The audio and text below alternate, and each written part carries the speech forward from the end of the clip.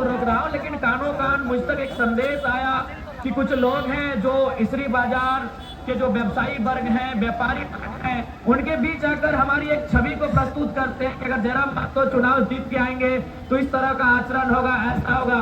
मैं आपको क्लियर कहना चाहूंगा, मैं एक बदलाव की राजनीति के लिए आया हूं, चाहे वो किसान वर्ग रहे या व्यापारी वर्ग रहे।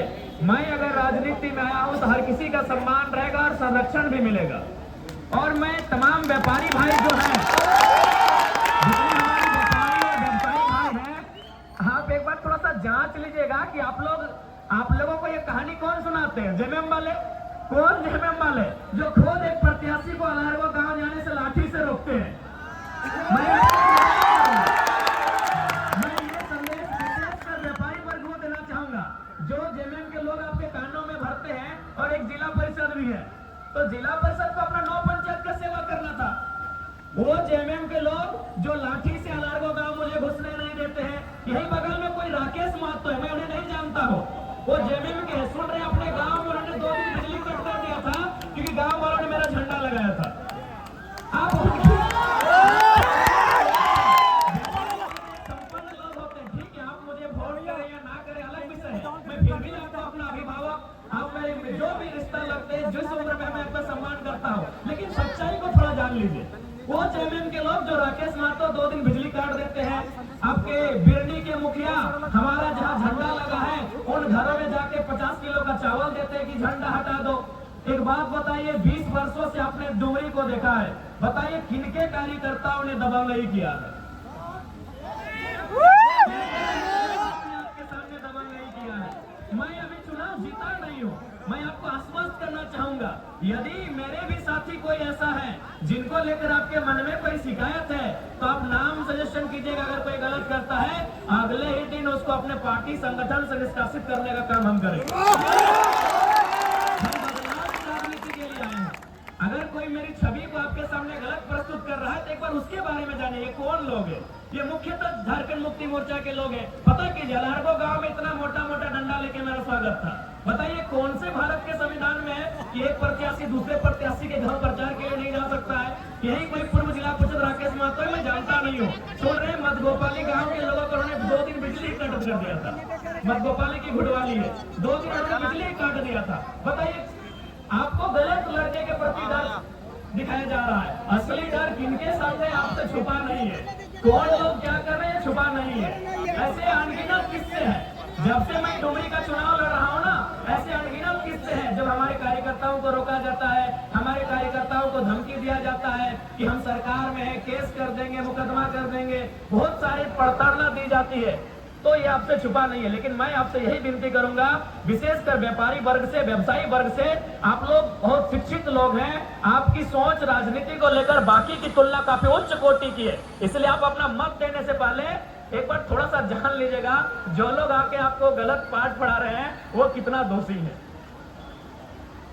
तो इसीलिए मैं आपसे निवेदन करूंगा, हाँ ये सत्य है कि मेरा स्वभाव में एग्रेशन है, लेकिन किसके लिए ये भी आप जानिए। मेरा वो एग्रेशन उन करप्ट पदाधिकारी हो, कंपनी के मैनेजर्स हो जो मजदूरों का शोषण करते हैं। आप देखिए, भले आप व्यवसायी हैं, लेकिन आपका व्यवसाय चले, किसी कोई गांव से कोई किसान आता है जो बड़ी मुश्किल से दिन भर में 200-300 रुपए कमाता है, अगर कोई वीडियो अगर उससे किसी काम के बदले घूस मांगेगा और मैं वहां अगर एग्रेशन दिखाता हूं तो क्या ये गलत है? आप ही बताइए। मेरा 2-3 पिछले 4-5 महीने में मेरा एक रूप आपके सामने आया है जिसको लेकर शायद आप संशय में है, तो मैं आपको बताना चाहूंगा वो घटना बाघमारा की है। ये संदेश मेरा विशेषकर इसरी बाजार के जितने भी हमारे अभिभावक तुल्य व्यापारी व्यवसायी वर्ग है उनके लिए है। बाघमारा की वो घटना दरअसल ये है कि वहां 133 वर्कर काम करते हैं। मान के चलिए, आप कोई भी, आपके अंडर भी बहुत सारे वर्कर्स है जो काम करते हैं, तो उनको पेमेंट कौन करता है? आप करते हैं। मान के चलिए अग्रवाल जी की दुकान है, कपड़े की दुकान है, वहां सुनील अनिल नाम के 2 लड़के काम करते हैं, तो उनको पेमेंट कौन करेंगे? अग्रवाल जी करेंगे। लेकिन बाघमारा की घटना यह है कि वहां 133 वर्कर काम करते हैं। किसके अंडर काम करते हैं? संजय उद्योग और खेमटा 2 एजेंसी है, और बीसीसीएल उसके बीसीसीएल के अधीन 2 एजेंसी काम कर रही है। और आपको जान के आश्चर्य होगा, उनको ना संजय खेमका पेमेंट कर रही है, ना बीसीसीएल पेमेंट कर रहे हैं, उनको सांसद पेमेंट कर रहे हैं। सारा पैसा सांसद को जाता है और सांसद 30,000 लेते हैं, उनको 8,000 रुपया पेमेंट करते हैं। बताइए गलत है कि नहीं है? तो इसीलिए फिर कहूंगा, वोट आपका विषय है, देना या नहीं देना अलग विषय है, लेकिन मेरे बारे में जो नकारात्मक धारणा आपके मन में लोग डाल रहे हैं, ये बहुत दुर्भाग्य है। मैं एक ऐसा लड़का हूं, आज हजारों लोगों की मैं उम्मीद बन के आया हूं, आज मैं हजारों लोगों की उम्मीद बन के आया हूं। हाँ, थोड़ा सा एग्रेशन है, लेकिन वो केवल और केवल भ्रष्ट पदाधिकारियों के लिए है, चाहे वो वीडियो रहे, सीओ रहे या डीसी रहे, कोई रहे, जो करप्ट करता है, जो झारखंड को लूटता है, उनके लिए हमारे व्यवहार है। बाकी अगर मेरे नाम से मेरे कार्यकर्ता भी अगर कुछ गलत करते हैं, आप उनका नाम चिन्हित करके बताइएगा, अगले दिन उनको अपने संगठन से हम डिसमिस करने का काम करेंगे, ये आपको वचन देते हैं। एक छोटी सी घटना यहाँ घटी थी, और आज मैं आपको एक ताजा घटना सुना रहा हूँ। आज रांची से बेरमो और डुमरी के लिए विशेष टीम आई है। वो विशेष टीम में बहुत सारे आईएएस पदाधिकारी हैं, और उनको ये बोला गया है कि आप डुमरी और बेरमो में एक काम ऐसा कीजिए कि जयराम महतो चुनाव जीत के नहीं आ पाए। सोच सकते हैं आज लोग किस प्रकार से एक साजिश कर रहे हैं। यही दिल्ली के चुनाव आयोग की टीम भी आई है। आपको भी मालूम है, हर एक विधानसभा में चुनाव आयोग 2-2 पदाधिकारी भेजते हैं, उनको शायद ऑब्जर्वर कहा जाता है। वे लोग बैठ के बात क्या कर रहे थे मालूम है? कि झारखंड नहीं, पूरे इंडिया की हिस्ट्री में हम एक ऐसा चुनाव देख रहे हैं जहां नेशनल पार्टी, स्टेट लेवल की पार्टी जो 20 साल से सरकार में रही है, वो एक 29 साल के लड़के के पीछे हाथ धो के पड़ी है। आप अगर आशीर्वाद नहीं देंगे तो ये लड़का, आखिर मुझसे डर उनको क्यों है? सवाल ये भी है कि मुझसे उन आईएएस आईपीएस को डर क्यों है, उन सरकारों को डर क्यों है? ना, डर इसलिए कि अगर हम वहां जाएंगे तो हम वहां कोयले की बात करेंगे, बालू पत्थर की बात करेंगे, रोजगार की बात करेंगे, किसान की बात करेंगे, व्यवसाय की बात करेंगे। हम वहां जाएंगे तो हर झारखंड के मुद्दे को बहुत तार्किक ढंग से उठाएंगे। इसीलिए आज वो भयभीत है कि कुछ भी हो जाए, ये लड़का नहीं आना चाहिए। मैं आपको एक लोकसभा की घटना सुनाऊंगा, नाम लेके सुना देता हूँ। चंद्र प्रकाश चौधरी और मोथरा महतो, आपको मालूम है मैं तीसरा प्रत्याशी था, वो 2 थे। इंडिया से मोथरा महतो, एनडीए से चंद्र प्रकाश चौधरी। वो निरसा में बैठ के एक दिन मीटिंग कर रहे थे। क्या मीटिंग कर रहे थे मालूम है? कि बोले कुछ हो जाए, जयराम अगर जीत के आएगा तो तुम्हारा बेटा और मेरा बेटा का कैरियर खा जाएगा। ये उनका सोच है। सोच के देखिए, चंद्र प्रकाश चौधरी और मोथरा महतो निरसा में जाके मीटिंग कर रहे हैं बंगाल बॉर्डर में। क्या बात कर रहे हैं? कि कुछ हो जाए, तुम जीतो दिक्कत नहीं है, हम भी जीते तो दिक्कत नहीं है, लेकिन अगर ये लड़का जीतेगा तो तेरा भी बेटा का कैरियर खाएगा और मेरा भी बेटा का। क्योंकि हम लोग दोनों चाहते हैं कि हमारे बाद हमारा बेटा विधायक बने। तो एक बार इस लड़के को आप साथ दीजिए, ये बदलाव के लिए आया है। हमसे भयभीत होने की आवश्यकता उनको है जो झारखंड की कोयला को लूट रहे हैं, जो झारखंड के बालू को लूट रहे हैं, जो जंगलों को, खनिजों को लूट रहे हैं, जो ईमानदारी पूर्वक, निष्ठा पूर्वक काम करने वाले लोग। आप निश्चिंत रहिए, हम आपके बीच भी गार्जियन बन के नहीं, आपका बेटा, आपका रक्षक बन के खड़ा रहेंगे। अरे आप तो संपन्न लोग हैं। मैं ये बरकट्टा की एक घटना सुना रहा हूँ। वहाँ एक बुजुर्ग आदमी, सरकारी रिटायर्ड टीचर, वो सरकारी टीचर, ऐसा नहीं कि वो कोई आम व्यक्ति, एक सरकारी टीचर, वो बरकट्टा गए थे सीओ से अपना साइन करने के लिए। तो सीओ ने उनको 3 दिन घुमाया। तो चौथा दिन उस बुजुर्ग व्यक्ति ने कहा कि जयराम महतो ठीक बोलता है, घूस मांगने वाला वीडियो सीओ को उठा के टेबल में, क्योंकि आचार संहिता है। बूढ़े ने कहा, एक बुजुर्ग आदमी 70 साल उम्र पार हो चुकी है, उस बूढ़े ने कहा कि जयराम महतो ठीक बोलता है, घूस मांगने वाला वीडियो सीओ को उठा के टेबल में। विश्वास कीजिए, जो काम 3 दिन से नहीं हुआ था, सीओ ने खुद उनको बुलाया, बोला बाबा जयराम महतो तो जवान लड़का है, ऐसा भाषण देता है तो चलेगा, बूढ़ा आदमी का ऐसा बोले हम साइन कर देते हैं। क्या वो व्यवहार मेरा गलत है? ठीक है, हम मानते हैं, हम कभी नहीं हम एग्रेशन के लिए जाने जाते हैं, लेकिन मेरा एग्रेशन जनता के लिए है, मेरा एग्रेशन गरीब, शोषित, वंचित लोगों के लिए है। इसलिए हम आपसे विनती करेंगे, विशेषकर जो व्यवसायी वर्ग हैं, व्यापारी वर्ग हैं, बिल्कुल आप मन में किसी प्रकार की नकारात्मक भ्रांति को उत्पन्न ना होने दें। मैं एक बेटा बन के सबकी सेवा करने के लिए आया हूँ। आपसे निवेदन है, एक परिवर्तन को सपोर्ट करें। आपने वोट किया है, 20 वर्षों से झारखंड जब से अलग हुआ है, आपने किसी न किसी को वोट किया है। आपसे निवेदन होगा, इस बार परिवर्तन के लिए वोट करें।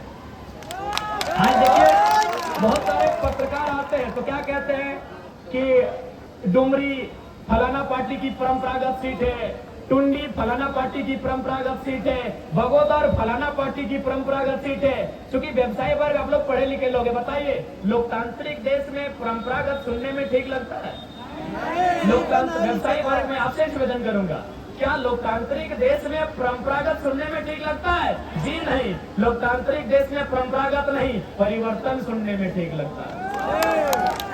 मैं परिवर्तन के लिए आया हूँ, आपका आशीर्वाद मिले तो जरूर इस राज्य में परिवर्तन होगा। और आप निश्चित रहे, मेरे छवि को लेकर ये जो विपक्ष दल के लोग राजनीति कर रहे हैं, आप खुद अभी 5 दिन का समय है, आप घरों से बाहर आकर फीडबैक लीजिएगा कि गलियों में गांवों में दबंगई कौन कर रहे हैं। आप एकदम फीडबैक लीजिए। हम आज गए थे उत्तराखंड, वहां भी हमारे कार्यकर्ताओं को धमकाया गया, डराया गया। हम एक साथी का दुकान में गए, उनको तुरंत फोन किया गया कि क्यों जयराम महतो को आने दिए, जबकि यही जयराम महतो कल हमको रविंदर पांडे जी का बेटा विक्रम पांडे मिले बेरमो में। हमने उनके खिलाफ ना उनका आंख फेरा ना गुस्सा दिखाया, बल्कि प्यार से बोले कि कहा विक्रम भैया, पापा 25 साल रहे, अब तो हम लोग को मौका दीजिए। हम लोग विक्रम पांडे को सामना सामनी हो गए, रविंदर पांडे जी के सुपुत्र विक्रम पांडे मेरे फेस टू फेस हो गए। वो उधर से बीजेपी का प्रचार करने आए थे, हम इधर से अपना जेल कैंप का। तो हमने ना उनसे नजर फेरा ना उनको गुस्से से देखा, बड़े प्यार से कहा क्या विक्रम भैया 25 साल से तो अब है ही, एक बार तो मौका दीजिए हम लोग को। तो निश्चित रहिए, मेरा वो चरित्र नहीं है, मेरा वो छवि नहीं है। मेरा एग्रेशन केवल और केवल भ्रष्ट अधिकारियों के लिए है जो सिस्टम को खोखला कर रहे हैं। अब बताइए, आज 6 लाख बच्चों ने सीजीएल का फॉर्म भरा था, आज सुनने में आया 35 लाख में पेपर लीक हुआ है। अगर वहां हम गुस्सा करें तो बताइए क्या हम गलत है? आपके भी बच्चे तैयारी करते हैं, या फिर आपका व्यवसाय जिन लोगों के कारण, क्योंकि व्यवसायी और किसान, गांव और बाजार एक दूसरे के सहयोगी हैं। गांव के बिना शहर नहीं और शहर के बिना गांव नहीं, क्या यह कल्पना होगी? तो शहर और गांव एक दूसरे परस्पर सहयोगी हैं। तो आप ही के दुकान में जो किसान के बच्चे आते हैं उनसे पूछिएगा कि सीजीएल की परीक्षा का क्या हाल है, आज 6 लाख अभ्यर्थियों का क्या हुआ और सरकार क्या कर रही है, आपको भी मालूम है। हाल ही फिलहाल 150 लड़कों को राजस्थान से लाकर यहाँ हेल्थ ऑफिसर बनाया गया। तो वहां मेरा एग्रेशन दिखता है। इसीलिए आपको जो लोग बता रहे हैं वो बहुत गलत बता रहे हैं। वो लोग खुद उनके ऐसे भी मंत्री जी जब तक थे श्रद्धेय थे, आदरणीय थे, लेकिन उनके निधन के बाद उनके कार्यकर्ता निरंकुश हो गए हैं। इस बात को मानिए आप। उनके निधन के बाद उन्हीं के राजनीतिक दल के कार्यकर्ता निरंकुश हो गए हैं। और आपको भी मालूम है कि उनके कुछ दामाद, बेटे, भतीजे हैं और उनके कलश से दोस्ती आ रही है, वही लोग सिस्टम को चला रही है, आपको भी मालूम है।